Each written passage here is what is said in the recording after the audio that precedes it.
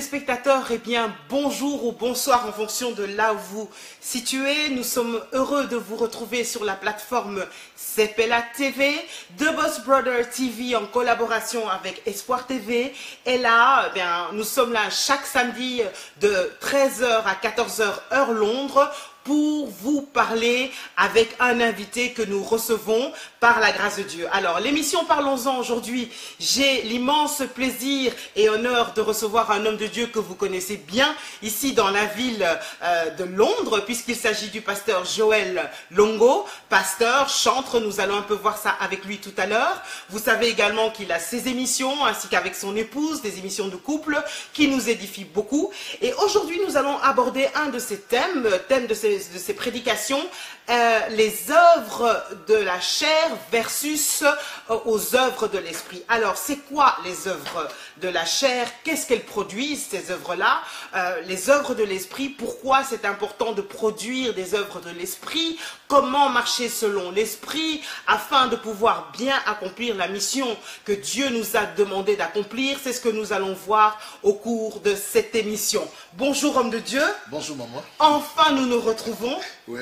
Il est maître des temps et des circonstances. Il savait que ça serait aujourd'hui. Amen. Alors, avant tout, j'aimerais vous demander de vous présenter, bien qu'on vous connaît bien ici.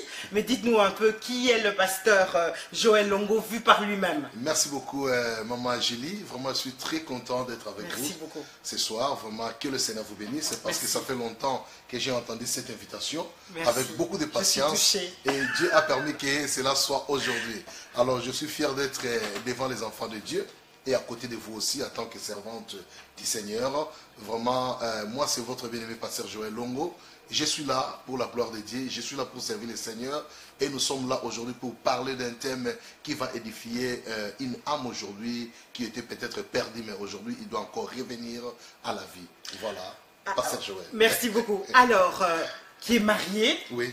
qui a des enfants. Je suis marié à une épouse, elle s'appelle Maman Esther Longo. Bonjour maman Esther, moi j'ai l'habitude de vous suivre. Ouais. Que Dieu vous bénisse pour le merveilleux travail que vous faites. Amen. Elle est en train de nous suivre maintenant ensemble avec les enfants, avec 4 enfants, 2 garçons et 2 filles. Voilà. Vous êtes complet quoi. Par la grâce de Dieu est bon. Alors, homme de Dieu, ce thème, c'est pas le thème qui est forcément d'actualité, dont on parle beaucoup ces derniers temps, parler des œuvres de la chair, le péché, etc. Beaucoup d'hommes de Dieu n'aiment pas trop parler de ça parce que beaucoup d'enfants de Dieu n'aiment pas entendre ces choses et qui pourtant sont essentielles. Pourquoi est-ce que vous, à un moment donné, vous avez eu la volonté de parler de ce thème-là? Merci beaucoup, Maman Julie. Si j'avais eu cette opportunité de parler sur ces thèmes, parce que nous voyons aujourd'hui que l'Église de Dieu tend vers la fin. Pendant que l'Église tend vers la fin, nous devons enseigner les enfants de Dieu à comprendre et à connaître quelle est la volonté de Dieu dans leur vie. Dieu veut que tout le monde soit sauvé. Dieu ne veut pas que les gens qu'il a créés à son image puissent aller souffrir en enfer pour l'éternité. Voilà pourquoi il faut essayer un peu de parler aux enfants de Dieu sur les œuvres de la chair pour savoir que les œuvres de la chair ne peuvent jamais nous sauver. Donc ça c'est pour la mort et c'est la mort éternelle. Donc voilà pourquoi il faut essayer un peu de parler de telles choses pour permettre aux enfants de Dieu d'aller accomplir la volonté de Dieu et d'être dans la perfection pour hériter le royaume de Dieu. Voilà pourquoi je suis toujours assoiffé de parler de tels thèmes aux enfants de Dieu. Alors, est-ce qu'on peut dire aujourd'hui, malheureusement, je ne sais pas si c'est une réalité ou pas, qu'on a l'impression que finalement, l'Église produit beaucoup plus d'œuvres de la chair de nos jours que d'œuvres de l'esprit? Est-ce que c'est une réalité malheureuse ou pas? Ou on n'en est pas encore là? Vraiment, Maman Julie, je dirais que c'est une réalité. Parce que quand nous parlons des œuvres de la chair, même dans les églises aujourd'hui, il y a trop des œuvres de la chair qui se manifestent, mais personne n'en parle. Vous voyez? Qu'est-ce que nous pouvons dire un peu par là? Ça peut y avoir les gens qui viennent à l'église, ils ne viennent pas pour l'église, mais ils viennent pour l'influence de l'église. C'est déjà parmi les œuvres de la chair. C'est l'influence de l'église qui a fait que la personne soit dans cette église-là. Il n'est pas venu pour l'esprit, mais il est venu pour, disons, pour satisfaire ses besoins. Or, nous ne sommes pas là pour satisfaire nos propres besoins, mais pour satisfaire les désirs de l'esprit. de l'Esprit de Dieu. Donc voilà pourquoi, même dans beaucoup des églises aujourd'hui, on n'arrive pas à prêcher de telles choses. Chacun peut se comporter tel qu'il veut, s'habiller comme il veut, parler comme il veut, tout ça, personne n'en parle. Si on interdit le péché, on va manquer les âmes dans l'église. Mais qu'est-ce qui s'est passé justement par rapport à ça? Pourquoi il y a eu ce relâchement à un moment donné? Qu'est-ce qui explique cela? Est-ce qu'il y a une explication? Ouais, on n'a plus besoin des âmes aujourd'hui, mais on a besoin de voir les gens dans l'église. Qu'ils soient nombreux dans l'église, c'est ça le but d'aujourd'hui d'autres serviteurs, je dirais. Ce n'est pas besoin de récupérer les âmes pour la gloire de Dieu, mais c'est pour que je sois dans une église de multitudes, les gens puissent voir que non, moi j'ai beaucoup de fidèles dans l'église, et donc c'est ça au moins ce qui fait défaut aujourd'hui, au lieu de parler des choses sérieuses à l'église pour permettre aux enfants de Dieu d'arriver à la perfection. Maintenant on cache de telles choses, mais on veut seulement que nous soyons nombreux à l'église. Nous sommes nombreux, nous sommes 10 000, 20 000, 30 000, mais si la vie n'est pas à ces gens-là, qu'est-ce qu'ils font? Alors, il y a un problème de conversion, ça c'est sûr. Il y a une époque, on n'est pas loin, il n'y a pas si loin que cela, on peut dire il y a une quinzaine, vingtaine d'années de cela, on voyait vraiment que les gens, à partir du moment où ils étaient convertis, il y avait un 360 degrés, un shift radical.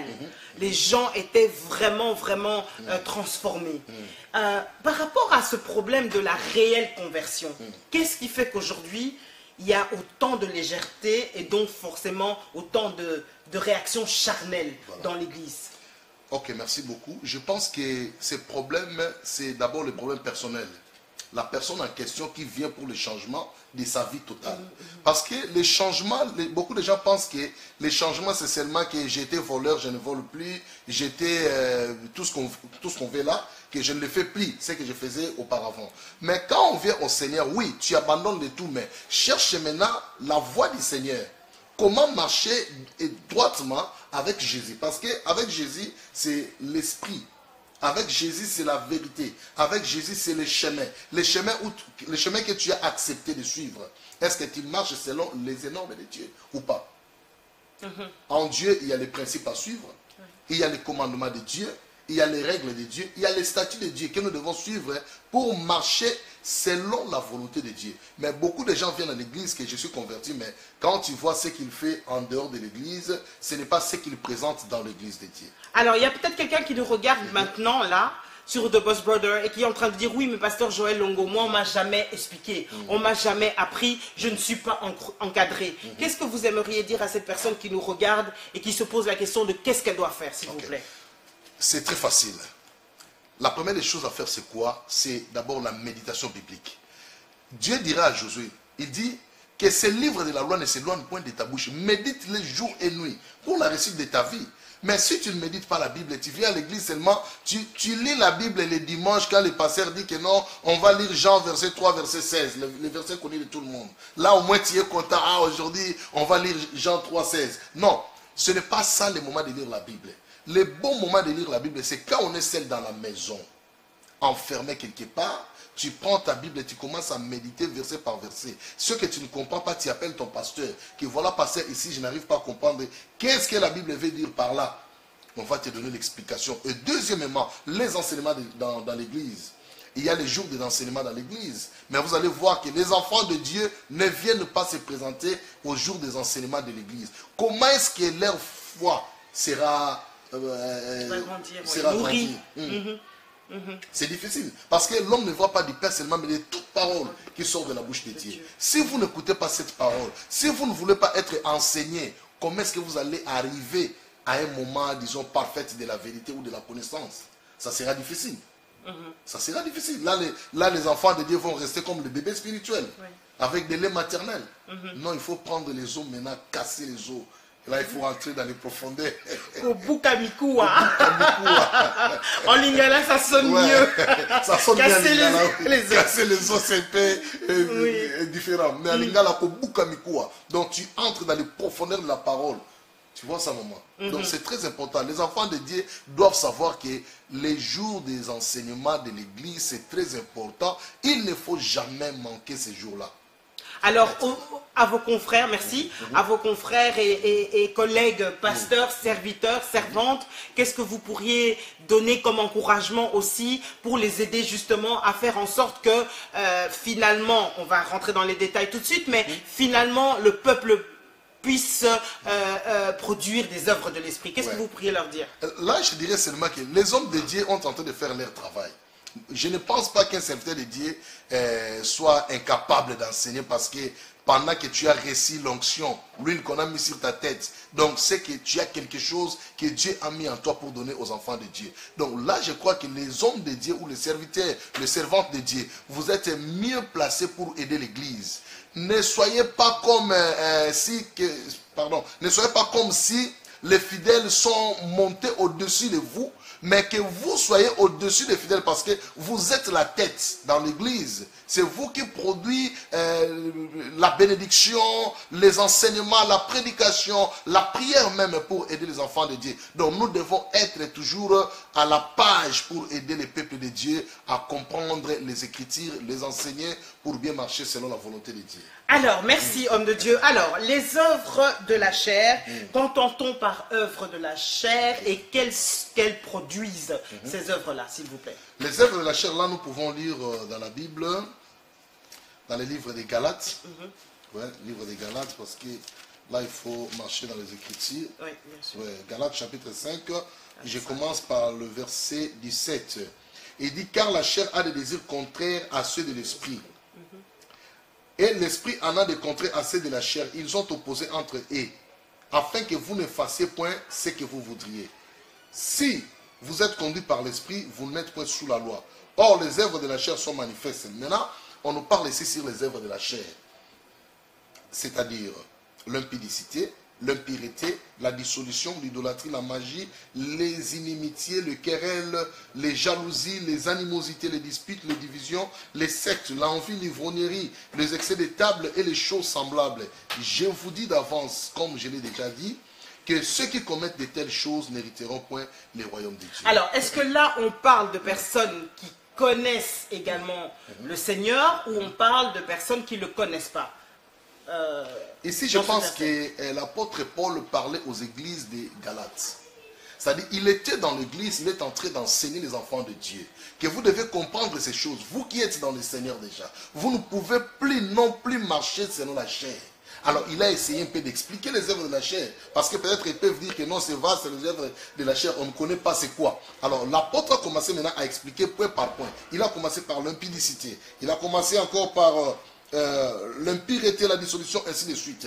Il a essayé un peu d'expliquer aux gens, de comprendre que les œuvres de la chair existaient. Alors, vous ne pouvez pas marcher selon les œuvres de la chair. Vous devez marcher selon l'esprit parce que nous ne sommes plus de la chair, mais nous sommes de l'esprit. Comme nous sommes de l'esprit, alors marchons aussi selon l'esprit. Or, les œuvres de la chair ne peuvent jamais nous sauver. On peut faire 20 ans dans la vie chrétienne, mais si on n'abandonne pas les œuvres de la chair, même si vous êtes un pasteur et un bulldozer de l'onction, ou quoi que, moi je ne sais pas, le titre, mais si vous marchez dans les œuvres de la chair, vous ne serez jamais enlevé et vous ne verrez jamais le royaume de Dieu. Voilà pourquoi il faut l'abandonner. Ce sont des choses qui suivent le corps de l'homme. Donc il faut l'abandonner. Alors la Bible nous dit que lorsqu'on est converti, les choses anciennes sont passées, voici toutes choses sont devenues nouvelles. Donc nous sommes censés être des nouvelles créatures en passant par les eaux du baptême. Alors comment il se fait qu'à un moment donné, tout de même, on peut être capable encore de produire de telles œuvres? Voilà. C'est-à-dire quoi? La personne... C'est un problème de délivrance? C'est un problème de quoi? Non, la personne n'a pas fait une très bonne repentance. Il a mal commencé d'abord. Il a cru que les œuvres de Dieu, ce sont des blagues. Peut-être que les gens sont en train de blaguer, parler de Jésus, parler de Dieu, ainsi de suite. Il n'est pas prêt à faire ou à travailler selon l'esprit. Il n'est pas prêt à faire ça. Donc il vient à l'église, il est converti, vous le voyez converti en dehors, mais en dedans de lui, il n'est pas converti. Ce sont des gens qui viennent, il est baptisé, il mange aussi la table du Seigneur, mais en dehors, ce qu'il fait en dehors. Moi je dis qu'un chrétien, c'est quand il est seul. Quand il est seul, c'est là où on comprend, où on reconnaît que ça c'est un bon chrétien.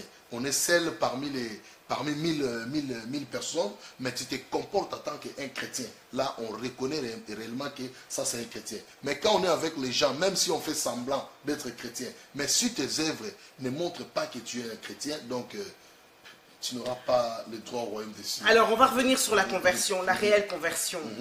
Le fait de changer, de ne plus, donc de mourir à la chair, de faire en sorte que ce n'est plus ma chair qui me dicte comment je dois marcher, je n'ai plus aucun désir qui soit contraire à l'esprit, et je marche selon la direction de l'esprit. Comment en arriver là, pasteur? Ok, la Bible nous dit quelque part, il dit que si vous vivez selon l'esprit, faites donc mourir les œuvres de la chair. Et quelque part, il dit encore, notre vieil homme a été crucifié avec Christ sur la croix. Donc, si réellement nous voulons marcher selon l'Esprit de Dieu, nous devons d'abord faire mourir les œuvres de la chair. Donc, voir que mon corps a été déjà pendu sur la croix. Donc, je n'ai plus droit au péché. Je n'ai plus droit aux œuvres de la chair. Je dois marcher maintenant selon l'Esprit de Dieu. Parce que si aujourd'hui, moi, je dis que je suis chrétien, mais je marche dans les œuvres de la chair, je ne suis plus encore converti. Je suis toujours considéré comme un païen. Devant Dieu, je suis en train de déranger même le royaume de Dieu. Ceux qui prient en vérité, moi je viens là-bas, je prie aussi avec. Et c'est comme si je commence à mettre les bruits dans le ciel, au lieu que la prière des autres soit entendue devant le trône de l'Éternel. Et moi je vais pour déranger leurs prières. Vous voyez ça? Donc ça demande à la personne en question une discipline finalement. Une discipline, voilà. C'est ça le mot qu'il faut. Une discipline de la vie. Abandonner le tout. Parce que tout ce que nous voyons sur la terre, c'est vanité des vanités. Et rien ne va nous sauver sur la terre. La personne meurt, il laisse des millions, on ne l'enterre jamais avec ces millions. Même ses voitures, ses avions, on ne l'enterre pas avec toutes ces choses-là. Il s'en va seul et toutes ces choses-là restent dans le monde. À quoi sert à gagner les biens de ce monde? Et si on perd le royaume des cieux, ou on perd son âme, ça n'a pas d'importance. Donc c'est le moment d'abandonner les œuvres de la chair, s'attacher aux œuvres de l'esprit pour hériter le royaume des cieux. Il peut arriver qu'on tombe. La Bible dit, cette fois le juste tombe, cette fois l'Éternel le relève. Alors, il peut arriver qu'on tombe. Alors, la comparaison entre quelqu'un qui marche selon les désirs de la chair et qui produit les œuvres de la chair et une personne à qui ça arrive de tomber, c'est quoi la différence? Ok. C'est comme David. Si la personne tombe, il reconnaît ses fautes. Il sera pardonné. Comme dans le livre de 2 Chroniques, je pense, chapitre 7, verset 14, la Bible dit, si mon peuple sur qui est invoqué ton nom, s'humilie, prie et cherche sa face, et s'il se détourne de ses mauvaises voies, tu vois, et l'Éternel Dieu est prêt à pardonner de tels gens. Celui qui reconnaît ses fautes et les délaisse, Dieu le pardonne. On peut tomber aujourd'hui, mais tu te relèves, tu dis, oh Seigneur, pardonne-moi. L'apôtre Paul a dit, nous courons vers pour remporter un prix. Et si je tombe, je ne peux pas rester là-bas. Je dois me relever encore. Pour continuer la oui, course. c'est ça. Continuer la course. Donc, je dois y arriver. Même si je tombe aujourd'hui, je me lève, je dis, Seigneur, pardonne-moi. Mais je vais continuer la course. C'est comme ça.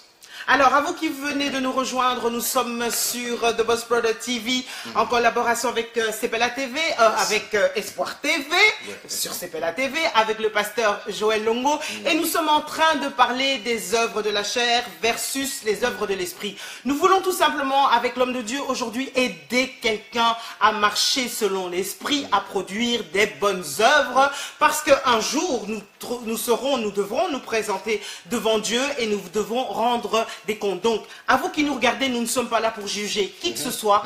Le pasteur est là pour aider quelqu'un à se relever, à tenir ferme et à continuer la course.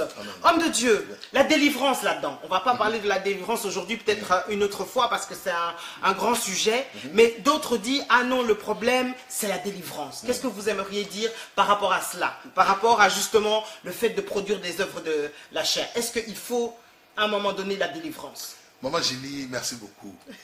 Ce sont des questions vraiment que j'aime beaucoup, moi. Alors, le problème de la délivrance, c'est quoi, mamie? D'abord, la personne en question. La délivrance, c'est accepter d'abord. On ne peut même pas prier pour toi. Mais pendant que tu acceptes d'abandonner tout ce que tu faisais avant, tu as déjà la délivrance. Vous allez remarquer qu'un voleur sur la croix, il n'est pas passé par les eaux de baptême, ni par la délivrance, ni par la confession. mais seulement il a cru en Jésus. Christ lui dira que aujourd'hui tu seras avec moi au paradis. Donc c'est le problème de croire intérieurement. Tu déchires ton cœur devant le Seigneur. Tu dis que Seigneur, voilà, j'ai fait du mal, ainsi de suite. Aujourd'hui, j'abandonne le tout pour te suivre. Quand on va prier pour toi, ça n'aura même pas prendre 1 ou 2 minutes de la prière. Parce que tu as abandonné, tu as reconnu. Tu vois? Mais il y a des liens, Par exemple, il y a des choses telles que l'iniquité qui se répercutent depuis des années. Voilà, dans telle famille, il y a tel problème, il y a un problème d'adultère, il y a un problème d'inceste, il y a un problème de ceci, un problème de cela. Donc, qui fait qu'il y a des personnes qui, malgré elles, elles sont dans ces choses-là, dans ces liens. Est-ce qu'il ne faut pas à un moment donné quand même que les liens soient brisés pour que la personne soit délivrée de cela? Si la personne ressent de telles choses en elle, on va le faire. Mais écoutez ce que la Bible dit dans le livre d'Ésaïe 43, verset 25. Qu'est-ce qu'elle dit? C'est moi qui efface tes transgressions pour l'amour de moi, et je ne me souviendrai plus de tes péchés. Donc de telles choses, c'est l'amour de Dieu qui va se manifester dans la vie de la personne qui est convertie, qui a besoin de la délivrance. Maintenant, l'amour de Dieu va se manifester dans sa vie. Pourquoi? Parce que Dieu dit que c'est moi qui efface ces transgressions pour l'amour de moi. Ce n'est même pas nos prières. Ce n'est même pas ce que nous faisons que non, la délivrance, la personne tombe et commence à crier, à parler de n'importe quoi. Ce n'est pas ça que Dieu entend de nous. Mais c'est d'abord l'amour de Dieu va se manifester dans la personne qui est convertie. Et l'amour de Dieu viendra sur lui pour effacer maintenant ses transgressions. Et la Bible déclare, et je ne me souviendrai plus de tes péchés. Voilà pourquoi nous allons aller directement là où Ésaïe 43, 18 dit que ne pensez plus aux événements passés et ne considérez plus ce qui est ancien. Maintenant, si la personne est coupable en elle-même, elle dit que non, je dois aller, il faut qu'on brise les liens, on brise tout ça, ça menace sa conscience. Il vient, on va faire ce travail-là. Mais déjà, Dieu a déjà fait le tout. Il est amour. Amen. Dieu est amour. Il a déjà fait le tout. Il a accompli le tout dans sa vie. Tout ce que nous faisons là, c'est seulement des... qu'est-ce que je dirais? Faire voir seulement que nous travaillons pour ça. Mais Dieu a déjà tout accompli. Ses péchés sont déjà pardonnés. Il est pardonné. La personne est pardonnée. Il est libre de servir son Dieu. Maintenant, il doit maintenant aller dans les encadrements, comme nous disons que les affermissements, on va l'affermir et petit à petit jusqu'à ce qu'il va devenir grand dans la vie spirituelle. Donc, quelque part, ce que vous dites finalement, c'est qu'il faut faire en sorte que les chrétiens deviennent plus autonomes, indépendants et matures. C'est un problème de maturité. C'est la maturité spirituelle qui compte maintenant. Un chrétien doit être mature, comprendre que non, moi-même avec Dieu, je peux faire quelque chose. Avec Dieu. Je peux faire quelque chose. Et produire quelque chose de bien. Et produire aussi quelque chose de bien. Alors, les œuvres de l'esprit. On parle beaucoup de l'esprit, mais sans vraiment savoir exactement de qui il s'agit. Et on s'imagine que finalement, l'esprit, c'est simplement des manifestations. Mais c'est bien au-delà de cela. Parlez-nous un peu de l'esprit et les œuvres qu'il produit, s'il vous plaît. Merci, Maman Julie. Que le Seigneur soit loué. Je vais lire le livre de Job 32, verset 8, et puis 33, verset 4. Premièrement, il dit, mais en réalité, dans l'homme, c'est l'esprit. Le souffle du Tout-Puissant qui nous donne l'intelligence. Job 33, 4. L'esprit de Dieu m'a crié et le souffle du Tout-Puissant m'anime. Donc, vous allez voir que cette réalité de l'homme, ce n'est pas la personne que nous voyons, mais c'est l'esprit qui est en lui. Parce que lorsque Dieu créa l'homme, la Bible dit, il souffla dans ses narines un souffle de vie et l'homme devint une âme vivante. Donc, avant que l'homme soit l'homme, il faut que l'esprit de Dieu soit là pour permettre à l'âme de l'homme d'entrer dans le corps pour que le corps soit en mouvement. Alors, et deuxièmement, il dit que l'esprit de Dieu m'a créé. Donc, vous allez voir que l'esprit, il est en train de faire de grandes choses dans la vie d'une personne. L'esprit de Dieu, c'est un souffle que Dieu a mis à moi. Et deuxièmement, l'esprit de Dieu m'a créé. Et lorsque l'esprit de Dieu a créé l'homme, maintenant, qu'est-ce que l'esprit va mettre dans l'homme? Si ce n'est que les œuvres de l'esprit. Maintenant, le diable qui est un voleur, qui est malin, il vient maintenant pour essayer un peu d'introduire aussi ses œuvres dans l'homme. Et voilà pourquoi Ève avait péché dans le jardin d'Éden. Pourquoi Dieu avait posé la question, Adam, où es-tu? Dieu connaissait déjà qu'Adam a désobéi. Dieu entendait à Adam de dire que non, Seigneur, pardonne-nous, nous avons péché contre toi. Mais Adam a préféré d'accuser sa femme. Il dit que non, Seigneur, mais c'est la femme qui m'a donné. Elle m'a donné les fruits et j'en ai mangé. Ah, Ève, où es-tu? Elle aussi, au lieu de demander pardon, elle aussi accuse le serpent. Voilà pourquoi Dieu n'a pas voulu poser la question au serpent, mais il a commencé à maudire directement le serpent parce que là, il n'y a pas de relation, il n'y a pas de conversation. Donc ici, la malédiction directement a commencé à frapper. Alors, c'est le diable qui est venu maintenant introduire aussi ses œuvres. Donc, Ève avait ouvert la porte, Adam a accepté cette porte qu'Ève avait ouverte, et maintenant, les œuvres du diable, que nous appelons communément les œuvres de la chair, est entrée maintenant dans l'homme.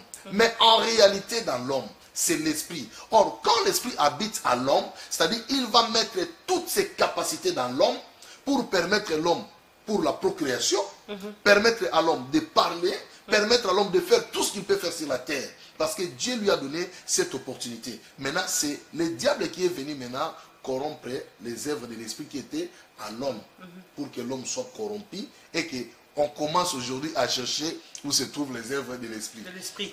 Donc, cette lutte-là, parce que c'est une lutte, est-ce qu'on peut dire que cette lutte-là, de justement, que l'homme a, de justement lutter entre les œuvres de l'esprit qui sont innées, qui sont en lui, et les œuvres de la chair que le diable, avec lesquelles le diable vient le menacer à chaque fois, est-ce qu'on peut dire que cette lutte-là, c'est ça qu'on appelle le combat spirituel, le spiritual welfare? Est-ce que c'est ça? Yes, c'est ça. C'est ça maintenant le combat qui lutte entre la chair et l'esprit. Voilà pourquoi ils sont parallèles. Nous avons étudié, je ne sais pas si c'est système métrique ou forme géométrique, on nous dit les lignes parallèles. Ils ne peuvent jamais se rencontrer. S'ils se rencontrent, ils ne sont plus parallèles. Et elles ne sont pas équivalentes. Voilà. Il ne faut pas dire que... Parce que souvent, on a l'impression que maintenant, les gens donnent autant d'importance aux œuvres de la chair, qu'à l'esprit. Et la manière dont les gens combattent les démons, etc., c'est comme si, voilà, c'est une égalité de force. Oui, voilà. Non. Ça, nous sommes en train de diminuer la force de l'esprit qui est en nous. Vous voyez? Nous sommes en train de diminuer la force de l'esprit qui est en nous. Or, ce que nous voulons parler aux enfants de Dieu, ou ce qu'il faut parler à chaque fois, que les enfants de Dieu sachent que nous avons les potentialités spirituelles en nous. Nous avons les capacités spirituelles en nous. Nous avons les fruits spirituels en nous. Nous avons les dons spirituels en nous. Donc, tout cela, mais vous allez voir que chez les diables, il n'y a que quelques œuvres seulement. Mais l'Esprit nous a donné beaucoup plus pour essayer de convaincre, de vaincre les œuvres de la chair. Mais l'homme n'arrive pas avec les œuvres de la chair pour satisfaire seulement ses propres besoins. Alors, y arriver, il y a les âmes spirituelles. Comment arriver? Aujourd'hui, on aimerait que quelqu'un se lève, papa. Que quelqu'un se lève et dise assez, c'est assez. Je veux marcher selon l'esprit. Je veux produire les œuvres de l'esprit. Alors, qu'est-ce qu'il doit faire? Il doit méditer Galates 5, 22. Dans le livre de Galates 5, 22, la Bible nous dit, il nous dit ceci. Alors, je suis dans l'Éphésiens, Galates 5, 22, voilà. Mais le fruit de l'esprit, c'est l'amour, la joie, la paix, la patience, la bonté, la bénignité, la fidélité, la douceur, la tempérance. La loi n'est pas contre ces choses. Donc, un enfant de Dieu doit d'abord faire son étude personnelle pour savoir est-ce que moi j'ai l'amour. Parce que on n'en parle plus finalement, l'amour dans l'église. Dans l'église, on n'en parle plus. On n'en parle plus. Donc, est-ce que moi j'ai l'amour du prochain mois? Tu vois, c'est parmi les fruits de l'esprit, le premier fruit même. Et si vous allez dans 1 Corinthiens 13, à partir du 4e verset, vous descendez, vous allez voir maintenant, on nous définit qu'est-ce que l'amour. Donc, un enfant de Dieu doit d'abord se regarder en lui-même. Est-ce que moi j'ai l'amour? Or, Christ a dit que pour être ses amis, il faut avoir l'amour. Il faut que nous aimons les uns envers les autres. C'est-à-dire que nous serons appelés les amis de Dieu, comme Abraham était un ami de Dieu. Donc nous aussi, nous devons faire l'étude de conscience. Est-ce que j'ai l'amour en moi pour que je marche selon le Saint-Esprit? Revenir selon les fondamentaux, finalement, les bases de l'évangile. De l'évangile, c'est ça. Donc l'amour d'abord, c'est la première des choses qu'un enfant de Dieu doit savoir, que si j'ai l'amour ou je n'ai pas l'amour. Si je n'ai pas l'amour, qu'est-ce que moi je dis souvent? Je vais aller dans cet arbre-là de Jésus-Christ. Je regarde dans l'arbre de vie, je vois, oh, où se trouvent les fruits de l'amour. Je vois, oh, ça est là-bas. Je prends 1 Corinthiens 13, à partir du 4e verset, je prends ces fruits de l'amour. Je commence à manger ça. Je mange, moi je dis, oh, aujourd'hui je mange les fruits de l'amour. Donc l'amour doit demeurer en moi. Pas à côté de moi, mais au-dedans de moi. Parce que si l'amour est au-dedans de moi, je ne peux pas faire mon prochain le mal. Non. Je ne peux pas raisonner le mal contre mon prochain. Non. Je ne peux pas donner de faux témoignages contre mon prochain. Non, parce que j'ai l'amour envers mon prochain. Voilà pourquoi Jésus-Christ avait synthétisé les 10 commandements de Moïse par un seul commandement qui est l'amour. Donc, les gens doivent se poser des questions s'ils ont vraiment l'amour en eux. Et deuxièmement, la joie, la paix, la patience, ainsi de suite.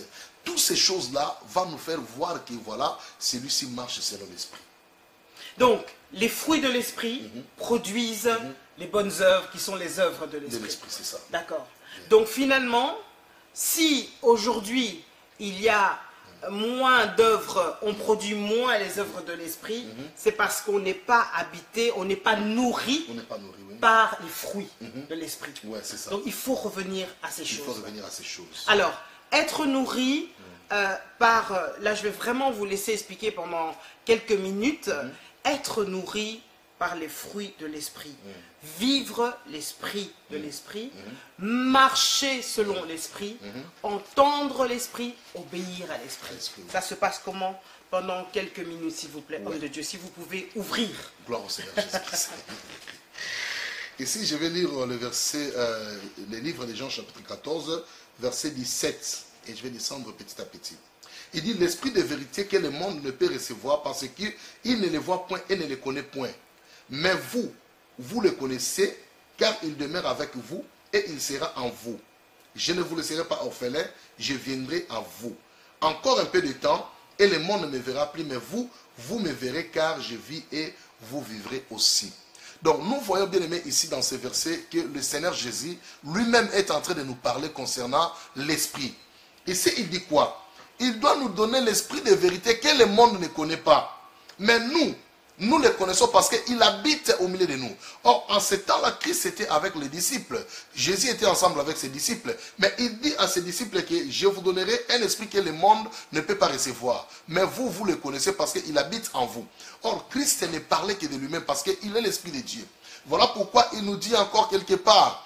Il dit dans la Bible, au commencement, l'esprit de Dieu se mouvait au-dessus des eaux. Et vous allez voir un jour, Christ envoya ses disciples d'aller de l'autre côté des bords et lui-même est resté là-bas. Il n'y avait rien pour le transport, pour les ramener aussi là où les disciples partaient. Mais pendant la nuit, qu'est-ce que Jésus-Christ fera? Il marcha au-dessus des eaux pour aller rencontrer les disciples. Et quand les disciples ont vu Jésus, ils ont crié, ça c'est un fantôme ou comment? Christ dit, rassurez-vous bien que c'est moi. Alors, comme il est l'esprit qui marchait au-dessus des eaux, il est venu pour l'accomplir. Parce qu'il est l'accomplissement de la parole, il est l'accomplissement de la prophétie et il est l'accomplissement des psaumes. C'est notre Jésus-Christ, c'est le roi des rois. Alors, il nous dit quoi? Il nous dit que je ne vous laisserai pas orphelins. Regardez un peu ça. Le papa qui est mort dans la famille, c'est lui qui laisse les enfants des orphelins. Mais Jésus est venu dans le monde en tant que fils de Dieu. Mais il dit, je ne vous laisserai pas orphelins. Imaginez-vous. Quelqu'un qui vous dit que je ne vous laisserai pas orphelin, qui est-il si ce n'est que le Père? Il parlait en tant que le Fils, il parlait en tant que l'Esprit, et il parlait en tant que le Père. Il est la personne qui nous représente la plénitude de la divinité de Dieu habitée pleinement en Jésus-Christ. Voilà pourquoi les œuvres de l'esprit est très important dans la vie d'un enfant de Dieu qui est d'apporter les œuvres de la chair. Mais bien aimé, les œuvres de la chair, c'est comme Salomon avait dit, vanité de vanité, tout est vanité. Tu peux hériter tout, tu peux avoir beaucoup d'argent, beaucoup de maisons, beaucoup de voitures, même le métro, je dirais même, tu as des métros devant ta porte de la maison, mais bien aimé, ça ne t'amènera nulle part. Vanité de vanité, le jour de ta mort, tu seras seul et tout est bien vont rester sur la terre et d'autres gens vont jouer avec, faire de n'importe quoi et toi tu es parti. La plus grande chose, c'est de sauver ton âme au dernier jour. Et regarde la vie que tu traverses aujourd'hui. Est-ce que tu marches en conformité à la parole de Dieu ou tu es en dehors de la parole de Dieu? je t'invite aujourd'hui, bien-aimé dans le Seigneur, si tu es dans le vrai, que le nom du Seigneur soit béni. Mais si tu marches encore dans le faux, c'est le moment de te repentir. C'est le moment de s'approcher, chercher une église qui est proche de toi, aller chercher l'homme de Dieu en place, parler avec lui, confesser s'il faut confesser, il va prier pour toi et tu vas embrasser le chemin du Seigneur qui t'amènera vers le royaume des cieux. Voilà, les œuvres de la chair ne t'amènera nulle part, mais les œuvres de l'esprit vont t'amener au royaume éternel pour être ensemble avec notre Dieu. Voilà, que le Seigneur vous bénisse et merci beaucoup. Merci. Mais j'ai encore quelques petites questions quand même. Hein. J'ai encore quelques petites questions par rapport à ce que vous venez de dire. Très important, c'est le fondamental. Maintenant, il y a quelqu'un qui me dit, mais, pasteur, mais comment faire pour entendre la voix de l'esprit? Savoir que c'est l'esprit qui me parle, obéir et ne pas l'attrister. Voilà. Merci, Maman Julie. Ça aussi, c'est une chose qui est très importante. L'intimité. Ouais, l'intimité avec Dieu. Vous allez voir quelqu'un qui est songi, disons à l'Ingala, je ne sais pas comment on dit ça en français, songi, Oui, qui parle beaucoup. Ouais. Médisant. La médisance. Voilà, la médisance. Quelqu'un qui a la médisance, mais pendant la prière, moi l'esprit qui te parle, moi l'esprit de Dieu, écoutez-moi, écoutez-moi. Non, non, non, non, non, non, non, non, non. L'esprit de Dieu est saint. Il parle dans une personne qui est sainte. Si la sainteté n'est pas en toi, l'esprit de Dieu ne peut jamais parler là où il y a des bêtises, non. Il faut faire la part des choses. Le Saint-Esprit, il est saint. Il parle aussi dans une personne qui est sainte. Donc, pour être à l'écoute du Saint-Esprit, d'abord la vie de prière, la discipline. Il y a d'autres chrétiens qui ne sont pas disciplinés. Dans la fête, pendant qu'on met la musique de ce côté-là, il se met debout, il commence à danser, et demain il est à l'église, non, je suis un homme spirituel. Non, non, non, il n'est pas encore spirituel. Dans les choses de l'esprit, ça demande du sérieux. Parce que Christ dit même quoi? Il dit, tout blasphème vous sera pardonné, mais sauf les blasphèmes contre le Saint-Esprit, ni dans les siècles présents, et ni dans les siècles à venir. Donc, nous devons faire beaucoup d'attention dans les choses de l'esprit. Ne prenez pas à légère les choses de l'esprit. Il faut les prendre au sérieux. Alors aujourd'hui, quel est votre bilan par rapport à l'Église, à l'état de l'Église, et pour que cette Église-là soit prête pour l'avènement de Jésus qui est pour très bientôt, selon le temps que nous sommes, qu'est-ce qu'il faut pour que la présence de l'Esprit soit manifeste dans la vie des chrétiens? Qu'est-ce qu'il faut, homme de Dieu? Maman, j'ai dit cette question quand je me mets seul en train de raisonner pour l'Église aujourd'hui. Moi aussi, je pleure. Je pleure pourquoi? Parce que les gens d'aujourd'hui dans les églises n'aiment pas se convertir. Ça fait mal de voir dans une église, il y a beaucoup de gens, mais quand vous regardez leur vie, ce n'est même pas à conformité avec ce qu'ils viennent d'écouter, même aujourd'hui dans l'église. Même au moment où nous parlons, il y a d'autres qui sont tellement durs à entendre, tortueux. Ils ne veulent pas écouter la parole de Dieu. Maintenant, qui c'est qui va venir bientôt? Qui sera enlevé? Parce que souvent, moi, je parle sur le temps de la fin. C'est ça le message que Dieu m'a donné.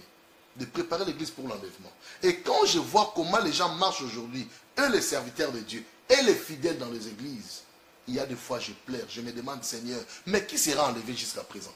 C'est pourquoi Christ est tard à venir, pour ne pas bafouer l'œuvre de la croix.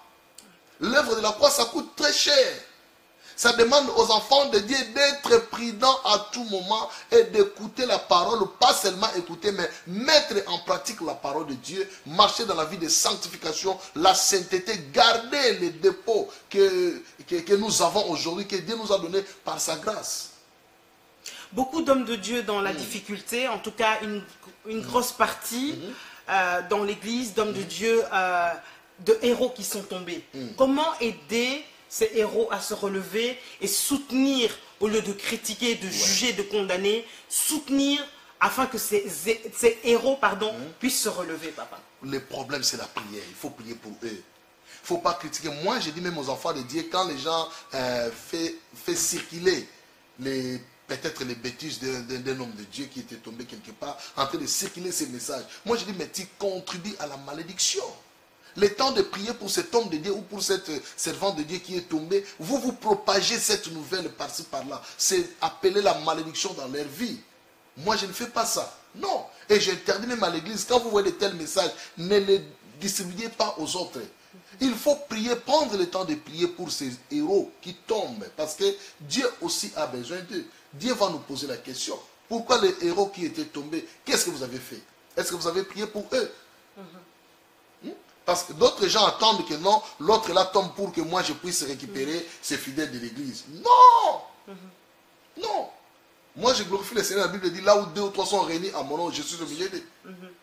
Contentons-nous de ce que Dieu nous a donné. Il ne faut pas chercher que l'autre là tombe pour que moi je bénéficie de ces fidèles. Non, ce n'est pas ça. Il faut prier pour cet homme de Dieu. Amen. Il faut prier, le soutenir, l'exhorter aussi. Vas-y là où il est. Non, homme de Dieu, lève-toi, sois fort. Dieu va t'aider. Homme de Dieu, lève-toi, sois fort, Oui, Dieu va t'aider. Servant de Dieu, tu es peut-être dans la difficulté, mais aujourd'hui nous te soutenons, lève-toi, Dieu va t'aider. Yes. Alors, dans la production des bonnes œuvres, vous êtes occupé à pas mal de choses par la grâce de Dieu, notamment dans les médias, où vous êtes très présent. On voit beaucoup dans les médias aujourd'hui, il y a à boire et à manger. Amen. Alors comment est-ce que, en tant qu'homme habitué aux médias, quelques conseils que vous pourriez donner aux personnes qui aimeraient utiliser, exploiter les médias pour produire de bonnes œuvres, des œuvres de l'esprit? Comment bien utiliser les médias? Merci beaucoup. Pendant quelques secondes. Merci.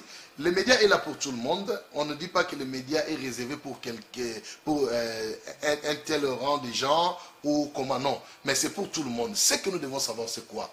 Quand nous utilisons les médias, qu'est-ce que nous cherchons là-bas? Nous les utilisons pour la gloire de Dieu ou pour notre propre gloire. Ce que nous voulons faire, nous voulons propager l'évangile parce que la Bible dit « Allez et faites de toutes les nations des disciples ». Peut-être là où je ne peux pas arriver, au moyen des médias, les gens peuvent m'attendre, écouter ce que je parle, me voir et faire la volonté de Dieu et pratiquer la parole que je suis en train de propager dans les médias. Donc, je dis aux enfants de Dieu, vous qui utilisez les médias, sois prudents, parce qu'il y a aussi beaucoup de choses dans les médias. Ne donnez pas de faux titres pour appeler les gens à regarder. Donnez des titres que vous avez. Par exemple, nous venons de parler sur les œuvres de l'esprit contre les œuvres de la chair. Nous ne pouvons pas dire que non. Maman Julie Chenda, elle a combattu avec le pasteur Joël. Venez regarder. Et quand on regarde là-dedans, on voit d'autres choses. Non, c'est déjà un péché. Quand vous donnez des faux titres, c'est déjà un péché. Donc, vous péchez. Tu prêches sur la délivrance, écrit délivrance. Les gens vont entrer regarder la délivrance. Donc, c'est ça. Et partagez beaucoup plus ce qui donne gloire à Dieu. Pas de futilité. Nous sommes contents parce que nous savons qu'il y a ne fût-ce qu'une personne qui a regardé cette émission et je crois que cette personne a été bénie. Nous ne sommes pas là pour le nombre de vues, de likes, de tout ce que ce soit. Voilà. Bien sûr, si vous partagez, vous faites en sorte que l'évangile, le véritable, aille de l'avant, donc c'est une bonne chose. Amen. Mais ce que nous voulons, c'est que le cœur de quelqu'un puisse être béni. Yes. Alors vous êtes un adorateur aussi, c'est aussi produire des œuvres de l'esprit parce que le Seigneur nous dit que dans les derniers temps, il cherchera les vrais adorateurs, ceux qui adorent en esprit et en vérité. Alors parlez-nous un peu en tant qu'adorateur pour cette conclusion. Qu'est-ce que l'adorateur peut conclure maintenant par rapport à marcher selon l'esprit et produire les œuvres de l'esprit dans l'adoration, s'il vous plaît? Merci beaucoup. Un bon adorateur, c'est quelqu'un qui aime la prière et il aime la Bible. Ce sont des instruments du travail d'un adorateur, la prière et la Bible. Parce que ton inspiration ne viendra pas quand tu penses à d'autres choses, mais ton inspiration viendra dans la Bible et dans la prière. Parce que souvent, quand je prie, Dieu me donne des chansons. Avec maman, on est en train de prier. Elle a l'appareil à côté d'elle. Quand je commence à chanter, je peux commencer même à chanter une chanson de mon bien-aimé que j'aime beaucoup, le frère Franck Moulaja. Je peux commencer à chanter sa chanson. Et pendant que je chante, donc le Saint-Esprit me fait comme si, je dis, il me fait virer de la chanson de Franck pour me donner une autre chanson de la même thème que j'ai chanté avec la chanson de frère Franck. Directement, ma femme commence à enregistrer. Wow. Et puis vous allez voir, la chanson est au complet. Quand je termine la prière, elle me dira que non, papa, la chanson que tu as chantée là, j'en ai avec moi. Je dis, oh, tu dis vrai, oui. Quand elle met ça, j'entends, je dis, ok, gloire au Seigneur. C'est comme ça que ça marche. Être semblable, elle est vraiment être semblable. Être semblable, mais pour moi, j'ai trouvé une femme de ma vie. Alors, ce qui est incroyable, c'est que vous faites pratiquement tout ensemble. Ouais. Vos émissions pour les couples, pour soutenir les couples. Ouais. C'est important aussi de travailler avec son conjoint. Oui, c'est très important. Ça montre aussi l'amour et l'affection grandit encore. Ouais. Travailler avec sa femme ou son partenaire, c'est très important.